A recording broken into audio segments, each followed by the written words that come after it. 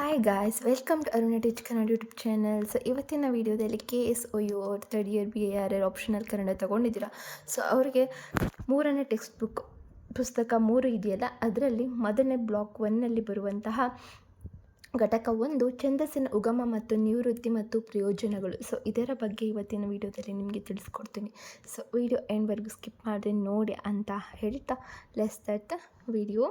So first ನಾವು ಪೀಠಿಕೆ ಪರಿಚಯನ ಮಾಡ್ಕೊಳ್ಳೋಣ. ಛಂದಸ್ಸು ಎಂದರೆ ಪದ್ಯದ ಪ್ರಾಣ.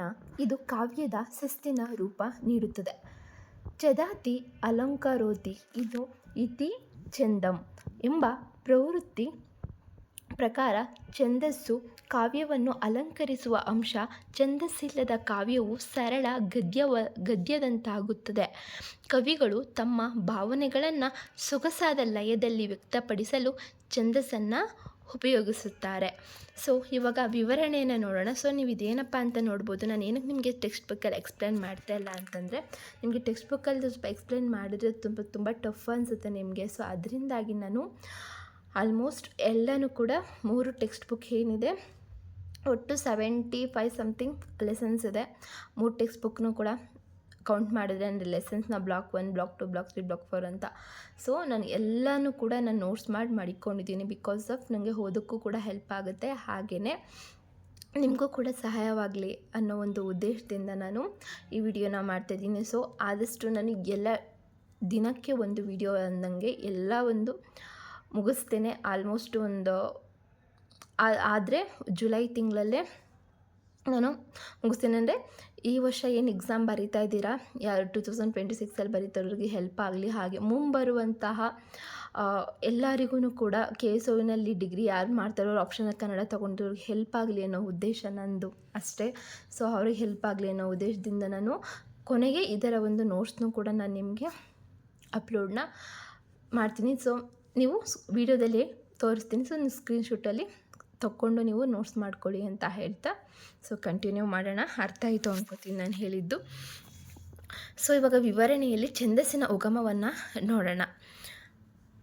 ಛಂದಸ್ಸಿನ ಉಗಮವು ವೇದ ಕಾಲದವರೆಗೆ ಹಿಂತಿರುಗುತ್ತದೆ. ವೇದ ಮಂತ್ರಗಳನ್ನು ಪಠಿಸುವಾಗ ಸರಿಯಾದ ಉಚ್ಚಾರಣೆ, ಸ್ವರ, ಲಯ ಅತ್ಯಂತ ಮುಖ್ಯವಾಗಿದ್ದವು.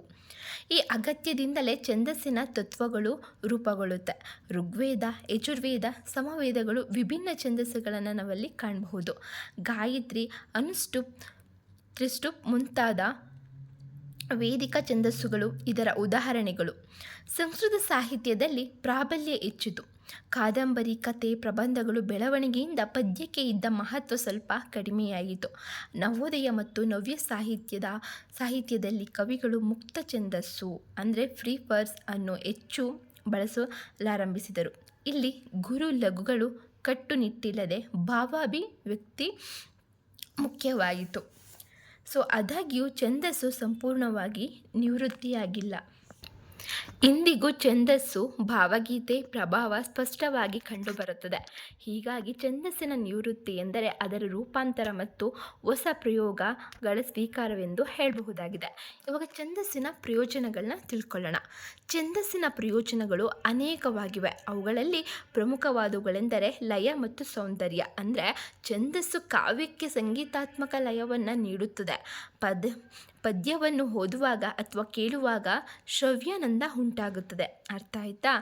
ಇವಾಗ ಸೆಕೆಂಡ್ ಒನ್, ಸ್ಮರಣ ಶಕ್ತಿ ವೃದ್ಧಿ. ಅಂದರೆ ನಿಯಮಬದ್ಧ ಲಯವಿರುವ ಪದ್ಯಗಳು ಸುಲಭವಾಗಿ ನೆನಪಿನಲ್ಲಿ ಉಳಿಯುತ್ತೆ. ಅದಕ್ಕಾಗಿ ವೇದ ಮಂತ್ರಗಳು, ಸುಭಾಷಿತಗಳು ಶತಮಾನಗಳವರೆಗೆ ಉಳಿದಿವೆ ಅಂತ ಹೇಳ್ಬೋದು.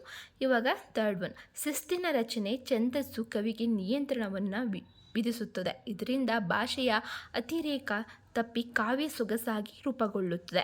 ಫೋರ್ತ್ ಒನ್, ಭಾವ್ಯಾಭಿವ್ಯಕ್ತಿ ಸ್ಪಷ್ಟತೆ. ಸರಿಯಾದ ಛಂದಸ್ಸಿನ ಆಯ್ಕೆಯಿಂದ ಕವಿಯ ಭಾವನೆಗಳು ಹೆಚ್ಚು ಪರಿಣಾಮಕಾರಿಯಾಗಿ ವ್ಯಕ್ತವಾಗುತ್ತದೆ. ಸಾಹಿತ್ಯ ಪರಂಪರೆ ಸಂರಕ್ಷಣೆ. ಛಂದಸ್ಸು ಸಾಹಿತ್ಯಕ್ಕೆ ಸಾಂಪ್ರದಾಯಿಕ ಶಿಸ್ತನ್ನು ನೀಡುವುದರಿಂದ ಪರಂಪರೆಯ ನಿರಂತರತೆ ಉಳಿಯುತ್ತದೆ. ಸಿಕ್ಸ್ತ್ ಒನ್, ಪ್ರದರ್ಶನ ಕಲೆಗಳಿಗೆ ಸಹಾಯವಾಗುತ್ತದೆ. ಅಂದರೆ ನಾಟಕ, ಯಕ್ಷಗಾನ, ಹರಿಕತೆ ಮುಂತಾದ ಕಲೆಗಳಲ್ಲಿ ಛಂದಸ್ಸು ಪ್ರಮುಖ ಪಾತ್ರವನ್ನು ವಹಿಸುತ್ತೆ. ಈಗ ಒಟ್ಟಾರೆಯಾಗಿ ನಾವು ಉಪಸಂಹಾರವನ್ನು ನೋಡುವುದಾದರೆ ಒಟ್ಟಿನಲ್ಲಿ ಛಂದಸ್ಸು ಕನ್ನಡ ಸಾಹಿತ್ಯದ ಮೂಲಭೂತ ಅಂಶವಾಗಿದೆ. ಅದರ ಉಗಮವು ವೇದ ಕಾಲದಿಂದ ಆರಂಭವಾಗಿ ವಿವಿಧ ಹಂತಗಳಲ್ಲಿ ವಿಕಸನಗೊಂಡಿದೆ. ಹಾಗೆಯೇ ಕಾಲಾನಂತರದಲ್ಲಿ ಕಠಿಣ ಛಂದಸ್ಸಿನ ಬಳಕೆ ಕಡಿಮೆಯಾದರೂ ಅದರ ಅಸ್ತಿತ್ವ ಮತ್ತು ಮಹತ್ವ ಕಡಿಮೆಯಾಗಿಲ್ಲ. ಛಂದಸ್ಸು ಕಾವ್ಯಕ್ಕೆ ಜೀವ ತುಂಬುವ ಶಕ್ತಿಯಾಗಿದ್ದು ಸಾಹಿತ್ಯದ ಸೌಂದರ್ಯ ಮತ್ತು ಶಿಸ್ತನ್ನು ಉಳಿಸಬಲ್ಲ ಮಹತ್ವದ ಪಾತ್ರ ವಹಿಸಿದೆ. ಆದ್ದರಿಂದ ಛಂದಸ್ಸಿನ ಅಧ್ಯಯನವು ಸಾಹಿತ್ಯ ವಿದ್ಯಾರ್ಥಿಗಳಿಗೆ ತುಂಬ ಅವಶ್ಯಕವಾಗಿದೆ. ಸೊ ಅರ್ಥ ಆಯಿತು ಅಂದ್ಕೋತೀನಿ ಗೈಸ್. ಇವಾಗ ನಾನು ನಿಮಗೆ ಫೋಟೋ ಥರ ನಿಮ್ಗೆ ತೋರಿಸ್ತೀನಿ. ಸೊ ನೀವು ನೋಟ್ಸ್ ಅವಶ್ಯಕತೆ ಇಲ್ಲದಲ್ಲಿ ನೀವು ಸ್ಕ್ರೀನ್ಶಾಟ್ ತೊಗೊಂಡು ನೀವು ನೋಟ್ಸ್ ಮಾಡ್ಕೋಬೋದು ಅಂತ ಹೇಳ್ತಾ ಇದ್ದೀನಿ. ಸೊ ನಾನು ಇಲ್ಲಿ ಸ್ವಲ್ಪ ಹ್ಯಾಂಡ್ ರೈಟಿಂಗ್ ತುಂಬ ಇದಾಗಿ ಬರ್ತಿದ್ದೀನಿ, ಸ್ವಲ್ಪ ಫಾಸ್ಟಾಗಿ ಬರ್ತಿದ್ದೀನಿ. ಸೊ ನಿಮಗೆ ಸಾಧ್ಯವಾದಷ್ಟು ಅರ್ಥ ಮಾಡ್ಕೊಂಡು ಬರೀರಿ. ಆ್ಯಂಡ್ ಮುಂಬರುವ ವೀಡಿಯೋಗಳಲ್ಲಿ ತುಂಬ ಅಕ್ಷರಗಳನ್ನು ತುಂಬ ಚೆನ್ನಾಗಿ ಬರೆದಿದ್ದೇನೆ, ಅರ್ಥವಾಗುತ್ತೆ ಅಂತ ಹೇಳ್ತಾ. ಸೊ ನೋಡ್ಬೋದು, ಸ್ಕ್ರೀನ್ಶಾಟ್ ತಗೊಳ್ಳಿ.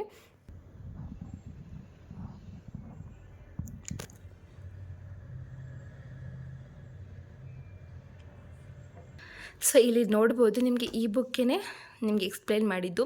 ಇದು ಆಪ್ಷನಲ್ ಕನ್ನಡ ಛಂದಸ್ಸು ಮತ್ತು ಹಳೆಗನ್ನಡ ಪಠ್ಯಗಳು ಟೆಕ್ಸ್ಟ್ ಬುಕ್ 3 ಇದು. ಅರ್ಥ ಆಯ್ತಾ? ಸೊ ಇಲ್ಲಿ ನೋಡಬಹುದು, ಛಂದಸ್ಸು ವರ್ಣ ವೃತ್ತಗಳು ಮತ್ತು ಮಾತ್ರ ವೃತ್ತಗಳು ಬ್ಲಾಕ್ 1ನಲ್ಲಿ ನಮಗೆ ಘಟಕ 1 ಇವಾಗ ನಾನು ಎಕ್ಸ್ಪ್ಲೇನ್ ಮಾಡಿದ್ದು. ಸೊ ನಾವು ಇವಾಗ ಪಾಠದ ಏನಿದೆ ಅಂತ ತಿಳ್ಕೊಂಡ್ವಿ ಅಲ್ವಾ. ಇವಾಗ ಇದರಲ್ಲಿ ಕ್ವಶನ್ ಆನ್ಸರ್ಸ್ ಇದೆ. ಸೊ ಅದನ್ನು ತಿಳ್ಕೊಳ್ಳೋಣ, ಆಯಿತಾ? ಇಲ್ಲಿ ನೋಡ್ಬೋದು, ನಿಮಗೆ ಟೆಕ್ಸ್ಟ್ ಬುಕ್ನಲ್ಲಿ ಪೇಜ್ ನಂಬರ್ 9 ನಿಮ್ಮ ಹತ್ರ ಹೋಗಿದ್ರೆ ಟೆಕ್ಸ್ಟ್ ಬುಕ್ ಓಪನ್ ಮಾಡಿ ಇಟ್ಕೊಡಿ. ಇದರಲ್ಲಿ ಪರೀಕ್ಷಾ ಪ್ರಶ್ನೆಗಳು ಅಂತ ಕೇಳಿದೆ. ಅಂದರೆ ಇದೇ ಒಂದು ಪಾಠದ ಒಂದು ಕ್ವಶನನ್ನು ಆಧರಿಸಿ ನಮಗೆ ಇವರೇ ಕ್ವಶನ್ ಕೊಟ್ಟಿದ್ದಾರೆ, ನಮಗೆ ಮತ್ತು ಆನ್ಸರು ಕೊಟ್ಟಿದ್ದಾರೆ. ಸೊ ಹಂಗಂತ ನಾವು ಈ ಕ್ವಶನ್ ಮೇಲೆ ಕೂಡ ನಾವು ಡಿಪೆಂಡ್ ಆಗೋಕ್ಕಾಗಲ್ಲ. ಬಿಕಾಸ್ ಸಮ್ಟೈಮ್ಸ್ ನಮಗೆ ಅವ್ರು ಜಾಸ್ತಿ ಕೇಳೋದೇನೆಂದರೆ, ಒಂದು ನಿಮಿಷ ಇಲ್ಲಿ ನೋಡ್ಬೋದು, ಇಲ್ಲಿ ಕೇಳಿ ನೋಡಿ. ಛಂದಸ್ಸು ಎಂದರೆ ಕಾವ್ಯಕ್ಕೆ ಛಂದಸ್ಸು ಅನಿವಾರ್ಯವೇ, ಅಥವಾ ಛಂದಸ್ಸು ಎಂದರೆ ಕಾವ್ಯ ನಿರ್ಮಿತಿಯಲ್ಲಿ ವಹಿಸುವ ಪಾತ್ರಗಳು? ಛಂದಸ್ಸು ಎಂದರೇನು? ಛಂದಸ್ಸಿನ ಪ್ರಯೋಜನ, ಹಿನ್ನೆಲೆ, ಸಾಧಕವನ್ನು ತಿಳಿಸಿ. ಹಾಗೆ ಕಾವ್ಯಕ್ಕೆ ಛಂದಸ್ಸಿನ ಅವಶ್ಯಕತೆ ಇದೆಯೇ? ಖಂಡಿತ ಇದೆ. ಆ್ಯಂಡ್ ಅದನ್ನು ಸಂಗ್ರಹವಾಗಿ ನಿರೂಪಿಸಿ ಅಂತ ಕೇಳಿದ್ದಾರೆ. ಹಾಗೆಯೇ ಕಾವ್ಯ ಸೌಂದರ್ಯವನ್ನು ಛಂದಸ್ಸು ಸಹಿಸುವ ಪಾತ್ರವೇನು ಅಂತ ನಮ್ಮನ್ನ ಕೇಳಿದ್ದಾರೆ. ಸೊ ಈ ಕ್ವಶನ್ಗಳಲ್ಲಿ ನಿಮಗೆ ಒಂದು ಕ್ವಶನ್ ಪಕ್ಕ ಬಂದೇ ಬರುತ್ತೆ. ಸೊ ಇದನ್ನು ಹೊರತುಪಡಿಸಿದ್ರೆ ನಮಗೆ ಇದನ್ನೇನು ಕೇಳಲ್ಲ ನಿಮಗೆ. ಬಟ್ ನಮಗೆ ಈ ಒಂದು ಪಾಠದ ಒಂದು ಈಗ ನೋಡಿ, ಈಗ ಒಂದು ಪಾಠದ ಸಾರಾಂಶವನ್ನು ನಮಗೆ ಹಿಂಗೆ ಇಷ್ಟರಲ್ಲೇ ಕೊಟ್ಟಿದ್ದಾರೆ. ಹಾಗೆಯೇ ಒಂದು ಪಾಠದ ಒಂದು ಕ್ವಶನ್ಗಳನ್ನು ಈಗ ನಾವು ಎಷ್ಟು ಅರ್ಥ ಮಾಡ್ಕೊಂಡಿದ್ದೀವಿ ಅನ್ನೋದಕ್ಕೆ ಅವರು ಕ್ವಶನ್ ಕೇಳಿದ್ದಾರೆ. ಇಲ್ಲಿ ನಮಗೆ ನೆಕ್ಸ್ಟ್ ಪೇಜಲ್ಲಿ ಆನ್ಸರು ಕೂಡ ಇಲ್ಲಿ ಕೊಟ್ಟಿದ್ದಾರೆ. ಸೊ ನೋಡ್ಬೋದಲ್ಲ. ಸೊ ಇವಾಗ ನಾವು ಸಾರಾಂಶವನ್ನು ಓದ್ಕೊಂಡ್ಬಿಡೋಣ. ಭಾಷೆಗೆ ವ್ಯಾಕರಣದಂತೆ ಕಾವ್ಯಕ್ಕೆ ಛಂದಸ್ಸು ಅತ್ಯಗತ್ಯ. ವ್ಯಾಕರಣ ಗದ್ಯ ಪದ್ಯಗಳೆರಡಕ್ಕೂ ಸಂಬಂಧಿಸಿದ ಶಾಸ್ತ್ರವೆಂದರೆ ಛಂದಸ್ಸು. ಕೇವಲ ಪದ್ಯಗಳಿಗೆ ಮಾತ್ರ ಸೀಮಿತವಾದ ಶಾಸ್ತ್ರ ನಿಯಮ ವ್ಯಾಪಕ ವಿಷಯವನ್ನು ಸಂಗ್ರಹಿಸಿ ರಸವತ್ತಾದ ಅಂಶವನ್ನು ಸ್ವಾರಸ್ಯಕರವಾದ ಅರ್ಥಪೂರ್ಣವಾದ ಮಾತುಗಳಿಂದ ಮನೋಹರವಾಗಿ ಕಟ್ಟುವುದಕ್ಕೆ ಕವಿಗೆ ಛಂದಸ್ಸು ಒಂದು ಸಹಕಾರಿಯಾದ ಹಾಗೂ ಯಶಸ್ವಿಯಾದ ಬಂಧ. ಪದ್ಯವನ್ನು ಸುಲಭವಾಗಿ ನೆನಪಿನಲ್ಲಿಟ್ಟುಕೊಳ್ಳುವುದಕ್ಕೂ ಛಂದಸ್ಸು ಅಷ್ಟೇ ಸಹಕಾರಿಯಾದ ಮಾಧ್ಯಮ ಕೂಡ ಅಲ್ವಾ. ಪದ್ಯವನ್ನು ತಾಳಲಯಬದ್ಧವಾಗಿ ಹಾಡಲು ಛಂದಸ್ಸಿನ ಪಾತ್ರ ಮುಖ್ಯವಾಗಿರುತ್ತೆ. ಛಂದಸ್ಸಿನ ಗೇಯಾಂಶ ಗುಣದಿಂದ ಪದ್ಯ ಕೇಳುವುದಕ್ಕೂ ಆನಂದ ಉಂಟಾಗುತ್ತದೆ. ಛಂದಸ್ಸಿನ ಭಾವನಾದ ಲಯಗಳ ಸಮ್ಮೇಳನದಿಂದಾಗಿ ಕವಿಯ ಶೈಲಿಗೊಂದು ಹೊಸತನ ಪ್ರಾಪ್ತವಾಗುತ್ತದೆ. ಪದ್ಯ ರಚನೆಯ ಕ್ರಮದಲ್ಲಿಯೂ ಶಿಸ್ತು ಕಂಡುಬರುತ್ತೆ. ಈ ತೆರನಾದ ಪದ್ಯಗಳ ರಚನಾ ಕ್ರಮದ ಬಗೆಗೆ ಲಕ್ಷಣ ಹಾಗೂ ನಿಯಮಗಳನ್ನು ಭಾಷಿಕವಾಗಿ ವಿವರಿಸುವುದೇ ಛಂದಶಾಸ್ತ್ರ. ಛಂದ ಎಂದರೆ ಸುಂದರ, ಮನೋಹರ, ಮನಸ್ಸಿಗೆ ಹಿಡಿಸುವಂಥದ್ದು. ಕವಿತೆಗಳು ಸಾಲು ಮತ್ತು ಅದರ ನುಡಿಗಳನ್ನು ಕ್ರಮಭರಿತ ಮಟ್ಟಿನಲ್ಲಿ ಹೋದರೆ ಅದಕ್ಕೊಂದು ಸೌಂದರ್ಯ ಲಭಿಸುತ್ತದೆ ಮತ್ತು ಅರ್ಥವಂತಿಕೆ ಹೆಚ್ಚಾಗುತ್ತದೆ ಅಂತ ಹೇಳ್ತಿದ್ದಾರೆ. ಸೊ ಇಲ್ಲಿ ಫಸ್ಟ್ ಸ್ವಪರೀಕ್ಷಾ ಪ್ರಶ್ನೆಗಳಿಂದ ಕೇಳಿದ್ದಾರೆ. ಅಂದರೆ ಪಾಠವನ್ನು ಆಧರಿಸಿ ನಮಗೆ ಕ್ವಶನ್ ಎಷ್ಟು ನಾವು ಅರ್ಥ ಮಾಡ್ಕೊಂಡಿದ್ದೀವಿ ಅನ್ನೋಕ್ಕೆ ಕ್ವಶನ್ ಕೇಳಿದ್ದಾರೆ. ವೇದಾಂಗಗಳು ಯಾವುವು? ಸೊ ನಾನು ಅವಾಗೇ ಹೇಳ್ದಂಗೆ ವೇದಾಂಗಗಳು ಯಾವಪ್ಪ ಅಂತಂದರೆ ಶಿಕ್ಷಾ, ಕಲ್ಪ, ವ್ಯಾಕರಣ, ನಿರುಕ್ತ, ಛಂದಸ್ಸು, ಜ್ಯೋತಿಷ ಈ 6 ಶಾಸ್ತ್ರಗಳಿಗೆ ವೇದಾಂಗಗಳೆಂದು ಕರೆಯಲಾಗಿದೆ. ಯಾವುದು? ಶಿಕ್ಷಾ, ಕಲ್ಪ, ವ್ಯಾಕರಣ, ನಿರುಕ್ತ, ಛಂದಸ್ಸು, ಜ್ಯೋತಿಷ ಈ 6 ಶಾಸ್ತ್ರಗಳನ್ನು ವೇದಾಂಗಗಳೆಂದು ಕರೆದಿದ್ದಾರೆ. ಹಾಗೆಯೇ ಸಂಸ್ಕೃತ ಛಂದಶಾಸ್ತ್ರದ ಪ್ರವರ್ತಕ ಯಾರು? ಆತನ ಕೃತಿಯ ಹೆಸರೇನು ಪ್ರವರ್ತಕ ಆತನ ಕೃತಿಯ ಹೆಸರೇನು ಅಂತ ಕೇಳಿದ್ದಾರೆ. ಸೊ ಸಂಸ್ಕೃತ ಛಂದಶಾಸ್ತ್ರದ ಪ್ರವರ್ತಕ ಪಿಂಗಳ. ಆತನ ಕೃತಿಯ ಹೆಸರು ಛಂದಶಾಸ್ತ್ರ. ಕವಿ ಯಾರಂದರೆ ಪಿಂಗಳ. ಆತನ ಕೃತಿ ಯಾವುದಂದರೆ ಛಂದಶಾಸ್ತ್ರ. ಸೊ ಜ್ಞಾಪನ ಇಟ್ಕೊಳ್ಳಿ, ಸಂಸ್ಕೃತ ಛಂದಶಾಸ್ತ್ರದ ಪ್ರವರ್ತಕ ಪಿಂಗಳ, ಅವನ ಕೃತಿಯ ಹೆಸರು ಛಂದಶಾಸ್ತ್ರ. ಅರ್ಥ ಆಯ್ತಾ? ಸೊ ನೆಕ್ಸ್ಟ್ ಕ್ವಶನ್, ಛಂದಸ್ಸನ್ನು ವೇದದ ಪ್ರಥಮಾಂಗವೆಂದು ಕರೆದಿರುವ ಛಂದಶಾಸ್ತ್ರಕಾರ ಯಾರು? ಅಂದರೆ ಛಂದಸ್ಸನ್ನು ವೇದದ ಪ್ರಥಮಾಂಗ ಅಂದರೆ ಮೊದಲನೆಯದಂದು ಕರೆದಿರುವ ಕವಿಯ ಹೆಸರೇನು, ಛಂದಶಾಸ್ತ್ರ ಕವಿಯ ಹೆಸರೇನು ಅಂತ ಕೇಳಿದ್ದಾರೆ. ಅವ್ರು ಯಾರಪ್ಪ ಅಂದರೆ ಪಿಂಗಳ. ಪಿಂಗಳನ ಛಂದಶಾಸ್ತ್ರಕ್ಕೆ ವೃತ್ತಿಯನ್ನು ಬರೆದಿರುವ ಭಟ್ಟಹಾಲಯುಧ ಛಂದಸ್ಸನ್ನು ವೇದದ ಪ್ರಥಮಾಂಗವೆಂದು ಕರೆದಿದ್ದಾನೆ. ಪಿಂಗಳನ ಛಂದಶಾಸ್ತ್ರಕ್ಕೆ ವೃತ್ತಿಯನ್ನು ಬರೆದಿರುವ ಭಟ್ಟಹಾಲಯುಧ ಛಂದಸ್ಸನ್ನು ವೇದದ ಪ್ರಮಾಂಗನೆಂದು ಕರೆದರು. ಯಾರು ಹೇಳಿ? ಭಟ್ಟಹಾಲಯುಧ. ಇನ್ನೊಮ್ಮೆ ನೋಡ್ಕೊಳ್ಳಿ, ಯಾಕಂದರೆ ನಮಗೆ ಕಾಂಪಿಟೇಟಿವ್ ಎಕ್ಸಾಮ್ ಬರೀಬೇಕು ಅನ್ನೋರು ಯಾರ್ಯಾರು ಇದ್ದೀರಾ ಆಪ್ಷನಲ್ ಕನ್ನಡದ ಮೇಲೆ, ಸೊ ಅವರಿಗೆ ಹೆಲ್ಪ್ ಆಗುತ್ತೆ. ಸೊ ದಟ್ ಒನ್ಲಿ ರೀಸನ್ ನಾನು ನೋಟ್ಸ್ ಕೂಡ ಮಾಡ್ಕೊಂಡಿದ್ದೀನಿ. ಸೊ ಅದಕ್ಕೆ ಈ ವರ್ಷ ನಾನು ಎಲ್ಲ ಕೂಡ ನಾನು ನೋಟ್ಸ್ ಮಾಡಿ ಇಟ್ಕೊಂಡಿದ್ದೀನಿ, ಬಿಕಾಸ್ ತುಂಬ ಇಂಪಾರ್ಟೆಂಟ್ ಹಂಗಂತ. So first year second year important ಅಂತಲ್ಲ, ಯಾಕಂದರೆ ನಮಗೆ ಫಸ್ಟ್ ಇಯರ್ ಸೆಕೆಂಡ್ ಇಯರ್ ಒಂದು ಟೆಕ್ಸ್ಟ್ ಬುಕ್ ಮಾತ್ರ ಇತ್ತು. ನಮಗೆ ಥರ್ಡ್ ಇಯರಲ್ಲಿ ನಮಗೆ 3 ಟೆಕ್ಸ್ಟ್ ಬುಕ್ಗಳನ್ನ ಕೊಟ್ಟಿರೋದ್ರಿಂದ ನಾವು ಪ್ರತಿಯೊಂದು ಲೆಸನ್ನು ಕೂಡ ನಾವು ಓದಲೇಬೇಕಾಗುತ್ತೆ. ಸೊ ಅದರಿಂದಾಗಿ ಸೊ ಛಂದಸ್ಸಿನ ವೇದದ ಪ್ರಥಮಾಂಗವೆಂದು ಕರೆದಿರುವ ಛಂದಶಾಸ್ತ್ರಕಾರ ಯಾರು ಅಂದರೆ ಪಿಂಗಳನ ಛಂದಶಾಸ್ತ್ರಕ್ಕೆ ವೃತ್ತಿಯನ್ನು ಬರೆದಿರುವ ಭಟ್ಟಹಾಲಯುಧ ಛಂದಸ್ಸನ್ನು ವೇದದ ಪ್ರಮಾಂಗನೆಂದು ಕರೆದಿದ್ದಾರೆ. ಅರ್ಥ ಆಯ್ತಾ? ಸೊ ನೆಕ್ಸ್ಟ್ ಕ್ವಶನ್, ಛಂದಸ್ಸು ಎಂದರೇನು? ಛಂದಸ್ಸು ಎಂದರೆ ಛಂದಸ್ಸು ಕಾವ್ಯ ನಿರ್ಮಿತಿಗೆ ಪೂರಕವಾದ ಶಾಸ್ತ್ರ. ಛಂದಶಾಸ್ತ್ರ ಕಾವ್ಯದಲ್ಲಿ ಬಳಕೆಯಾಗಿರುವ ಪದ್ಯ ಪಾದಗಳ ಲಯಗಳ ವಿನ್ಯಾಸವನ್ನು ತಿಳಿಯಲು ಮತ್ತು ಅಳತೆ ಮಾಡಲು ಬಳಸುವ ಮಾನದಂಡವೇ ಅಥವಾ ಮಾಪಕವೇ ಛಂದಸ್ಸು. ಅರ್ಥ ಆಯ್ತಾ? ಸೊ ನೆಕ್ಸ್ಟ್ ಕ್ವಶನ್, ಸಾಮಾನ್ಯವಾಗಿ ಛಂದಸ್ಸಿನ ಋತ್ಯುತ್ಪತ್ತಿಯನ್ನು ಯಾವ ಧಾತುಗಳಿಂದ ಸಾಧಿಸಲಾಗುತ್ತದೆ ಅಂತ ಕೇಳಿದ್ದಾರೆ. ಸೊ ಆನ್ಸರ್, ಸಾಮಾನ್ಯವಾಗಿ ಛದ್ ಅಥವಾ ಛಂದ ಎಂಬೆರಡು ಧಾತುಗಳಿಂದ ಛಂದಸ್ಸಿನ ಪ್ರವೃತ್ತಿಯನ್ನು ಸಾಧಿಸಲಾಗುತ್ತದೆ.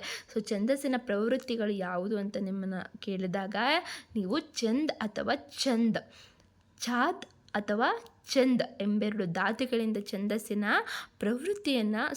ವ್ಯುತ್ಪತ್ತಿಯನ್ನು ಸಾಧಿಸಲಾಗುತ್ತದೆ. ಅಚ್ಚದಾಸು ಅಥವಾ ಹೊಂದಿಸು ಎಂಬ ಅರ್ಥ ಈ 2 ಧಾತುಗಳಿಂದ ನಿಷ್ಪನ್ನವಾಗುತ್ತದೆ. ಛದ್ ಅಂದರೆ ಅಚ್ಚಾದಸು ಅಂತ ಅರ್ಥ, ಛಂದ್ ಅಂದರೆ ಹೊಂದಿಸು ಅಂತ ಅರ್ಥ. ಅರ್ಥ ಆಯ್ತಾ? ಸೊ ನೆಕ್ಸ್ಟ್ ಕ್ವಶನ್,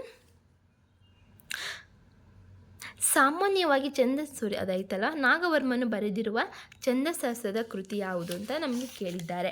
ಸೊ ನಾಗವರ್ಮನು ಬರೆದಿರುವಂಥ ಕೃತಿ ಯಾವುದಂದರೆ ಶ್ರೀವಿಜಯ ಮತ್ತು ಛಂದೋಬುದಿ. ನಾಗವರ್ಮನು ಬರೆದಿರುವ ಛಂದಶಾಸ್ತ್ರದ ಕೃತಿ ಯಾವುದು ಅಂತಂದರೆ ಅದರಲ್ಲಿ ನಮಗೆ 2 ಕೊಟ್ಟಿದ್ದಾರೆ. ಸೊ ಅದರಲ್ಲಿ ಶ್ರೀವಿಜಯ, ಛಂದೋಬುದಿ. ಅರ್ಥ ಆಯ್ತಾ? ಸೊ ಛಂದಶಾಸ್ತ್ರ ನಾಗವರ್ಮನ ಕೃತಿ ಯಾವುದು ಛಂದಶಾಸ್ತ್ರದಂದರೆ ಒಂದು ಶ್ರೀವಿಜಯ, ಇನ್ನೊಂದು ಛಂದೋಬುದಿ. ಅರ್ಥ ಆಯ್ತಾ? So I hope you guys ಈ ವಿಡಿಯೋ ನಿಮಗೆ ಇಷ್ಟ ಆಗಿದೆ ಅಂತ ಭಾವಿಸ್ತಿದ್ದೀನಿ. ಸೊ ಇನ್ನಷ್ಟು ನಾನು ಅವಾಗ ಹೇಳಿದಾಗೆ ಮುಂದಿನ ವೀಡಿಯೋಸ್ಗಳಲ್ಲಿ ಇನ್ನಷ್ಟು ವೀಡಿಯೋಸ್ ನಾನು ಡೈಲಿ ಅಪ್ಲೋಡ್ ಮಾಡ್ತೇನೆ. ಸೊ ನಿಮಗೂ ಸಹಾಯಕವಾಗಲಿ ಅಂತ ಹೇಳ್ತಾ, ಸೊ ನೀವು ಸಬ್ಸ್ಕ್ರೈಬ್ ಮಾಡಿದರೆ ಮಾತ್ರ ನನ್ನ ವೀಡಿಯೋಸ್ ನಿಮಗೆ ನೋಟಿಫಿಕೇಷನ್ ಬರುತ್ತೆ, ಇಲ್ಲಾಂದರೆ ಬರಲ್ಲ ಅಂತ ಹೇಳ್ತಾ, ಸೊ ನಿಮಗೆ ಇಷ್ಟ ಆಗಿದೆ ಸಬ್ಸ್ಕ್ರೈಬ್ ಮಾಡಿ, ಹಾಗೆ ಆಲ್ ನೋಟಿಫಿಕೇಷನ್ ಮೇಲೆ ಕ್ಲಿಕ್ ಮಾಡಿ.